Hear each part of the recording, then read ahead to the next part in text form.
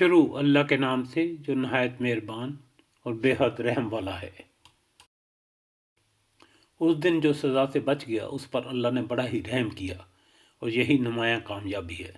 اگر اللہ تمہیں کسی قسم کا نقصان پہنچائے تو اس کے سوا کوئی نہیں جو تمہیں اس نقصان سے بچا سکے، اور اگر وہ تمہیں کسی بھلائی سے بہرہ مند کرے تو وہ ہر چیز پر قادر ہے۔ وہ اپنے بندوں پر کامل اختیارات رکھتا ہے اور دانا اور باخبر ہے۔ ان سے پوچھو کس کی گواہی سب سے بڑھ کر ہے؟ کہو میرے اور تمہارے درمیان اللہ گواہ ہے، اور یہ قرآن میری طرف بذریعہ وہی بھیجا گیا ہے تاکہ تمہیں اور جس کو یہ پہنچے سب کو متنبع کر دوں۔ کیا واقعی تم لوگ یہ شہادت دے سکتے ہو کہ اللہ کے ساتھ دوسرے خدا بھی ہیں؟ کہو میں تو اس کی شہادت ہرگز نہیں دے سکتا۔ کہو خدا تو وہی ایک ہی ہے، اور میں اس شرک سے قطعی بیزار ہوں جس میں تم مبتلا ہو۔